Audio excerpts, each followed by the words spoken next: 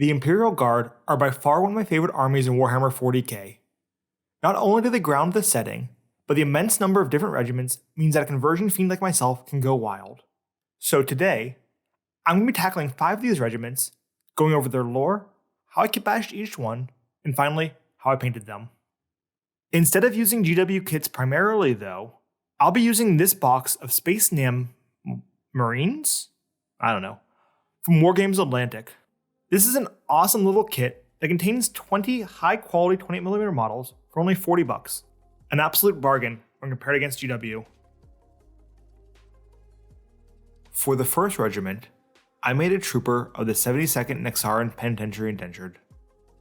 Like all Imperial Penal Legions, the Nyxaran 72nd is comprised of hardened criminals, blasphemers, and other undesirables drawn from Nyxara and its chattel satellites.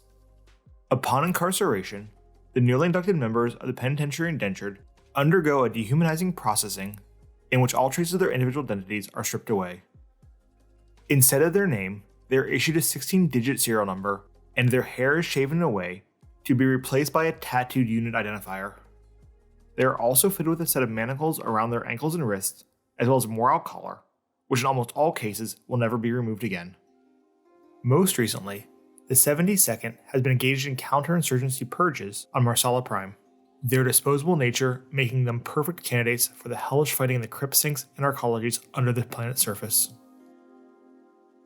The majority of this model came from the Space Nam sprue, with the legs, torso, and arms all coming from this kit. When building this model though, I did leave the head off as I have a bit from Victoria Miniatures that I think will fit the bill nicely. I also imagined that these troopers would be restrained by heavy iron chains when not in battle, so I sculpted manacles on their wrists and ankles by taking a small sausage of green stuff and flattening it out with a metal sculpting tool. These need something for the chains to attach onto though, so I made hooks with pieces of thin wire. This was done by wrapping a piece of this wire around the neck of my sculpting tool and then cutting the end off.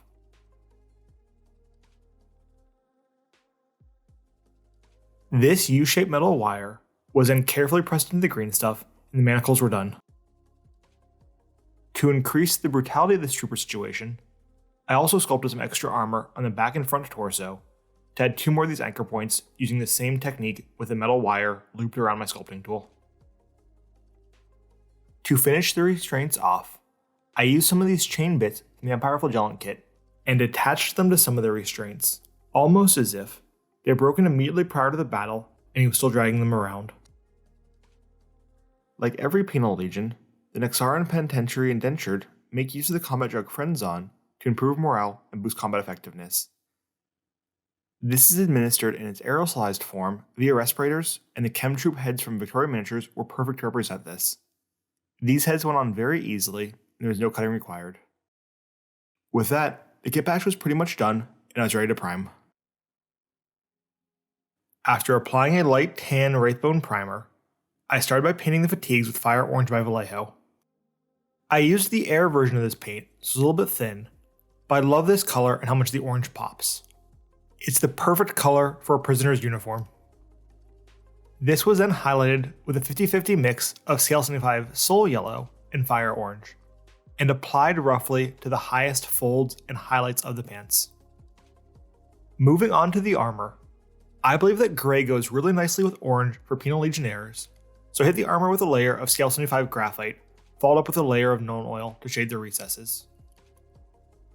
Once this was dry, I went back over with graphite again to do a rough edge highlight, and then did a final sponge chip of Nakar to represent scratches and dings in the armor. When transporting these dregs across the Imperium, I couldn't imagine the Militarum springing for daylight bulbs, so I went for a pale, sickly, and vitamin D deprived skin.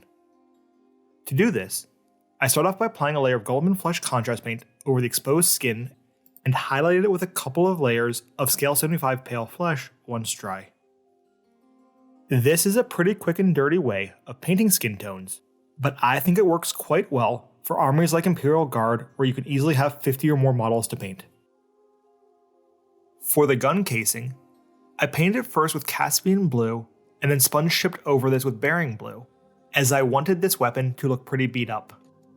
The way I saw it, these weapons were actually more valuable than the guardsmen who wielded them, so they'd be passed down from indentured to indentured whenever the previous owner had served his sentence. This look was enhanced by applying some light edge highlights and scratches with scale 75 heavy metal to represent parts of the weapon that the paint had worn all the way off. As the Nyxarans are utterly stripped of their identities, I wanted to include a barcode tattoo on the trooper's arm, as well as a unit assignment on top of his head. I mixed up some black and pale skin paint together with some black Templar contrast, and carefully applied this mixture with a size 0 brush. The contrast paint here really helps to thin down the overall mixture without diluting it too much, and the slight flesh tint helps this to blend in with the skin around it a little more and look more realistic. After the tattoos were done, all that was really left was to finish up a couple of small details and base the model, and it's done. Ready to serve his sentence in service to the Emperor in the NPI.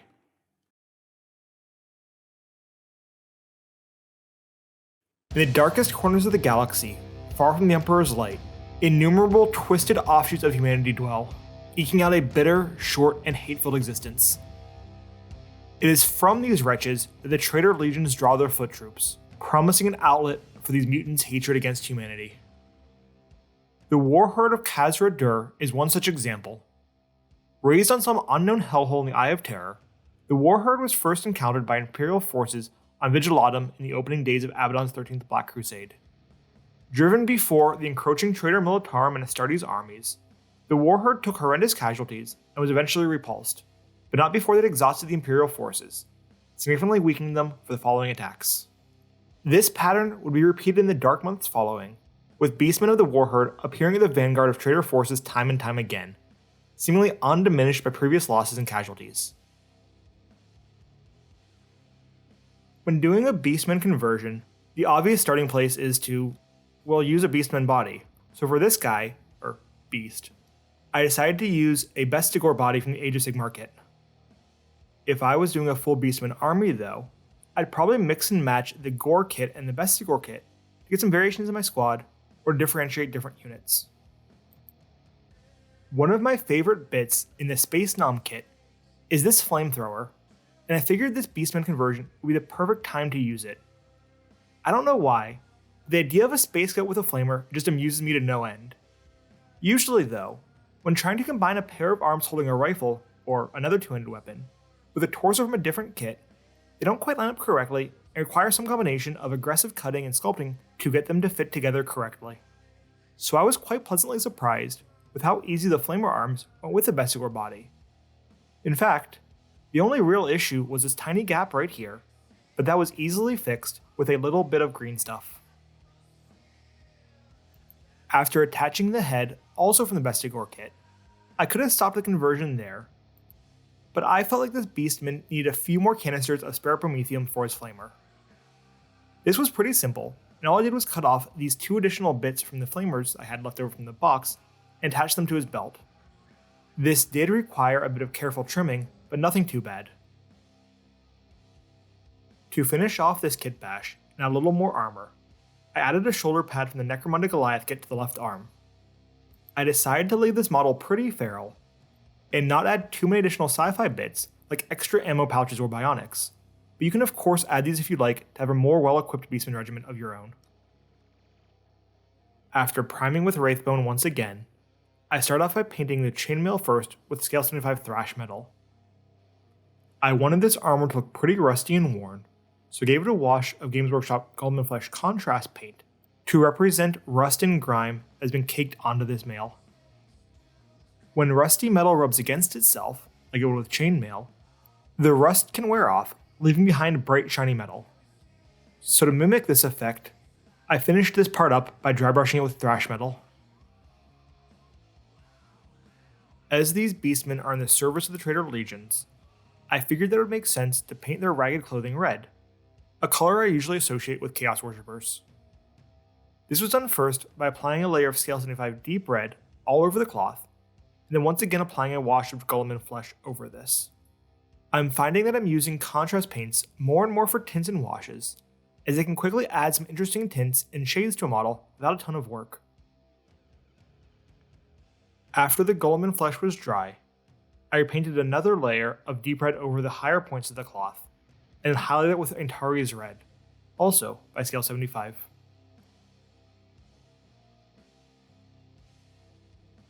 When it came to paint the skin and fur, I was a bit stuck at first. If I went with the more traditional brown, I was worried that it would not contrast enough with the red cloth and rusty chainmail. So I decided to go with a cooler brownish gray. To do this, I first applied a layer of petroleum gray, followed up by another layer of brown gray, and then a highlight of rainy gray, all from scale 75. This left me with quite an eye-catching skin tone that I think looks pretty unique and perfect for a Beastmen worshipper of chaos.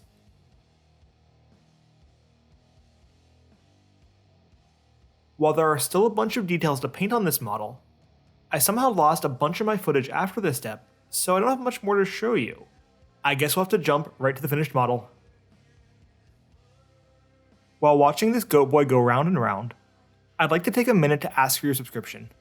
Content like this takes a lot of time and energy for me to produce, and by clicking that like button down below or subscribing to my channel, it lets me know that you're enjoying what I'm putting out. This in turn floods my brain with dopamine, which just encourages me to make more of these videos. So if you want to see more like this, just hit some buttons down below.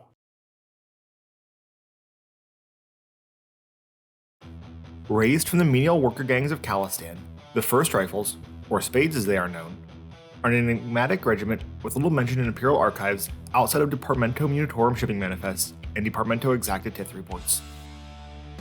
Although detailed information regarding the geography and ecology of Kallistan remains elusive, records indicate its significant role as a crucial supplier of anthracite and galvasteel to forge worlds across Segmentum Tempestus. Based on these reports, Imperial scholars commonly infer that the surface of Kallistan has been transformed into a desolate and contaminated wasteland, where polluted skies loom overhead and precious biomes have been sacrificed in the relentless pursuit of industry. It is under these polluted skies that the vast majority of the populace live a short and bitter life, which is a constant struggle either toiling endlessly in the mines or warring over extraction warrants in Outrider Gang. It is from these dregs that the regiments of Kallistan lure their recruits with the promises of adventure, honor, and a peaceful retirement. Current Militarum manifests indicate that the Spades are engaged in a war of annihilation against the Pirates of Bow, but it is unascertainable if this conflict is still ongoing or if Bow and his ilk are no more.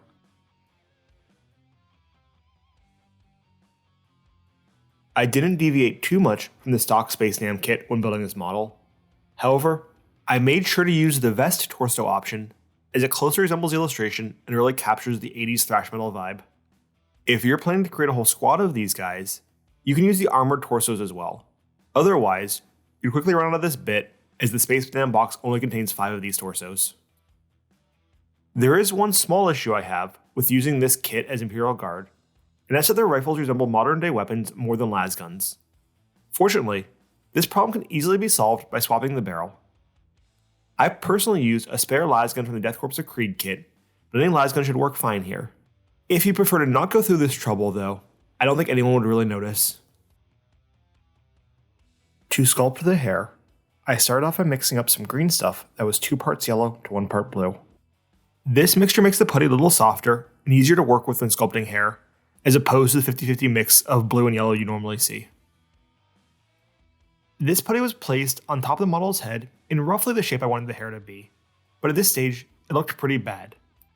That's totally okay though, because I've learned that when working with green stuff, the initial shape is really only a rough sketch of what the final product will look like, and it will get better and better the more it's worked and refined. To actually sculpt this hair, I just use a simple toothpick to drag and pull the green stuff into these kind of wavy lines and deep valleys.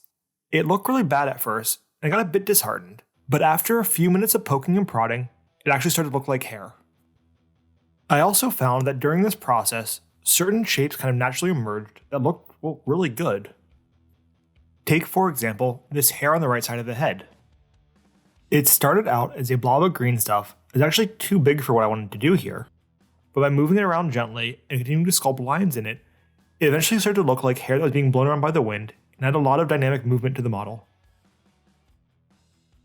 When it came to developing the color scheme for the first Kallistan Rifles, there wasn't really a ton of reference information out there. In fact, the only image I could find for these guys, outside of the sketch in the 3rd edition Imperial Guard Codex, was this one by Fuger on DeviantArt. This scheme perfectly captures the 80s thrash metal look I was going for though, so I figured I'd simply try to replicate it. I started off by applying Black Templar contrast over the boots and torso. I found that when applied over the Games Workshop Wraithbone spray, this paint is a quick and easy way to get decent black with no fuss. Continuing my trend of using contrast paints, I next applied Guilliman Flesh to all areas of exposed skin, and then highlighted this with Scale 75 light skin. Much like with the Nyxaran, this is a fairly easy skin tone, but I think it works well for bulk painting Imperial Guard. To tie this regimental uniform back to the Kallistan's mining and biker roots, I decided to paint their pants in a grayish blue scheme, starting with Scale 75 Caspian Blue, and then shading with Games Workshop Nuln Oil. To get a little more contrast and visual interest, I next applied a highlight of Caspian Blue again, once this wash had dried. This guy's hair was also painted in a similar manner, as I think the blue highlights really help to contrast and offset the black hair against the black leather vest. For the last part of this model, the lasgun, I wanted to stick with Fuger's original scheme, so I gave it a base coat of Scale 75 red leather, this nice reddish brown that I'm finding myself using a lot of. This was then highlighted with a mixture of light skin and red leather, before getting washed with Guilliman Flesh to tie everything together. Finally, the weapon stock was painted with thrash metal, as that seemed appropriate, and then washed with Procryl Black Wash to finish it off. All that was left were a few small details in basing, and this Kallistan was ready to seek and destroy.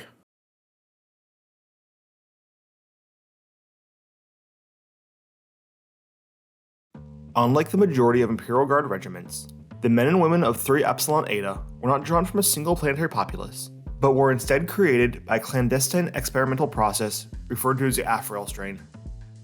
Very little is known of this program, as details of it are suppressed at the highest order, but it's believed that its goal was to create the perfect soldier by utilizing genetic material from the Imperium's greatest heroes. At first, it appeared this was a great success, as 3 Epsilon Eta quickly rose to glory in the opening years of the Tritontis Cluster Crusade. Amid these victories, a simmering animosity gradually brewed though between 3 Epsilon Eta and their fellow regiments fighting alongside them, leading to a series of unfortunate incidents. Promised reinforcements failed to materialize, and ill-fated fire missions resulted in devastating consequences. If this string of misfortunes was a product of sheer ill luck or harbored more sinister undertones will never be known, as in the waning days of the first year of the Crusade, 3 Epsilon Eta's transport vessel suffered a catastrophic reactor meltdown while undergoing resupply operations on Crandor 3, resulting in the total annihilation of the regiment. To build this member of 3 Epsilon Eta, I start off by using the standard legs and body from the Space Nom kit. I also used these reloading arms, as I really liked the pose, and the exposed skin would be perfect to show the Afriel's defining albinism. Much like the Kallistan Trooper, I also replaced the barrel of this rifle with one from a spare lasgun. This is once again a bit finicky, but critical, as the distinctive lasgun silhouette places this model firmly in the 40k universe. For the head, I took quite a bit of inspiration from the original Afro conversion in White Dwarf, and used this Cadian one with a combi to show off their access to advanced equipment. To continue reinforcing how well equipped this regiment is, I also gave this trooper a backpack from the old Cadian heavy weapon squad. This required quite a bit of cutting down the back of the trooper's armor, but eventually I got a pretty snug fit, which only required minimal green stuff gap filling and a few strategically placed bits to cover the remaining voids.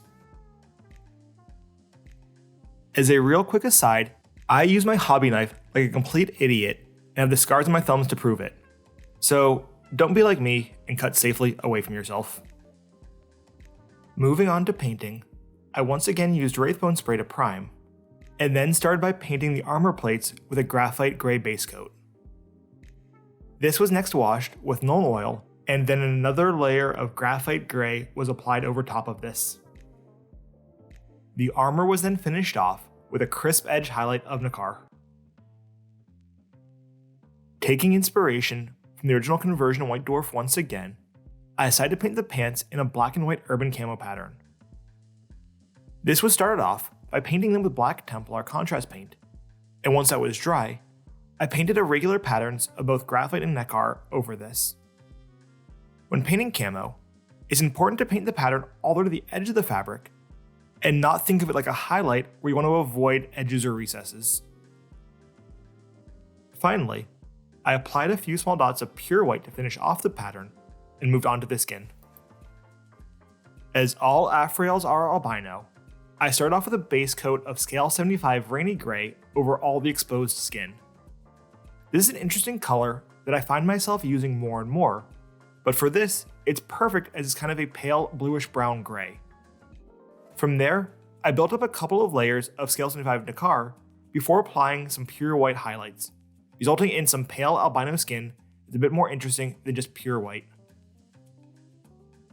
After that, it was really just a matter of painting the backpack and lasgun black, as well as picking out some other small details. I did want to note that for the pale hair, I simply left it as unpainted wraithbone and looks good enough. All in all, I'm super happy with how this model turned out, and I'm seriously considering doing a small squad or kill team in the future.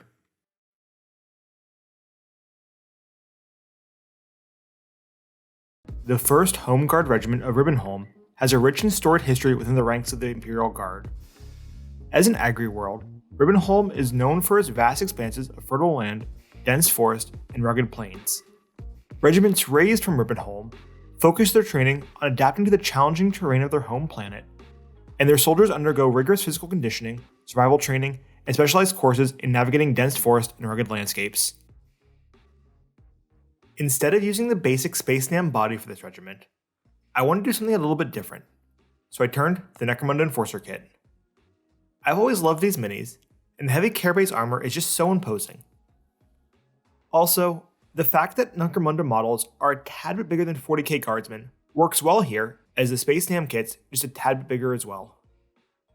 For this guy, I decided to armor him with a grenade launcher here, because I thought it looked cool, and I was getting a bit sick of converting lasguns. Much like the Beastmen before, I found these arms fit pretty easily onto the Enforcer body, and they look quite good without much fuss. I'll call that a win. I don't know about you, but I have a pretty deeply held belief that if a model kit gives you the option to give your guys berets, well, you should. And since I haven't used these heads for the video yet, I know I had to rectify that for this guy. Unfortunately, the neck pieces didn't quite line up, with the Space Nam head having a ball joint where the Enforcer had more of a flat connector instead of a socket. This meant that I had to cut away a decent chunk of the beret head and rebuild the neck with green stuff. Kind of a pain, but not the end of the world. As the 1st is often deployed away from stable supply lines, I added a bit more kit to this model than I normally do. This was primarily done by adding some pouches from the old style Cadian Guard kit, as well as a holstered pistol from the Enforcer kit. Perfect for a backup weapon when he runs out of grenades. Once all the glue had dried, it was then on to painting, as I'm sure you could guess by now, another base coat of Wraithbone. As the 1st is from an agri world, I wanted their uniform to reflect that through earthy greens and browns. I started this off by painting the armor olive by using Ardennes green from scale 75, and then washing with Agrax Earthshade. After the Games Workshop wash had dried, I then layered on Ardennes green again before sponge chipping on some scale 75 Sherwood green. This gave the edges of the armor some definition, as well as added a bit of interesting texture. As mentioned earlier in this video, I really like Scale 75's brown and rainy gray colors, so I used these also to paint the model's cloth pants. This gave me a nice brown-gray base coat that I think complements the green armor nicely, but also looks pretty interesting. There wasn't quite enough contrast here though, so I continued to lighten the cloth by using one final layer of Scale 75 Nyxaran. Moving on to the skin, I start off like most of the regiments in this video with a wash of Golem and Flesh contrast paint. This was then highlighted with Scale 75 bronze skin before having one final highlight of pale skin applied on top of that. The rest of the model was pretty straightforward, with the black parts being painted with the Black Templar contrast paint, then a highlight of rainy gray, and the silver metallics just getting a layer of heavy metal and then washed with Monument Hobby's black wash. After that, all that was really left was the beret, which I decided to paint red to contrast with the greens and gray of the rest of the model. It might not make sense from a camo perspective, but it certainly looks cool and pops on the tabletop. This was pretty straightforward and painted the same way as the Beastmen's red cloth earlier in the video, with a layer of deep red, a wash of Gilman Flesh contrast paint, another layer of deep red, then a highlight of Scale 75 Antares red. All in all, pretty straightforward, but still looks good. With that, the last of my 5 unique regiments was done. I hope y'all enjoyed this video, and I'd love to hear in the comments down below which of these 5 regiments is your favorite. At this point, I'm not quite sure when I'll next do a video like this, as doing 5 minis in a single shot kind of burnt me out a bit, but I do kind of really like the idea of a video on, I don't know, the regiments of the Second Armageddon War, or regiments of the Sabbat World's Crusade. So, we'll see if those get done. Knowing me though, that probably will really depend on how this video does. If you'd like to support the channel, I don't currently have a way for you to throw money my way through Patreon or Ko-fi or whatever other means, but I'd greatly appreciate it if you could share this video on social media or in your gaming groups to help get my name out there further and keep building up my subscriber count. As always though, thanks for watching and hobby on.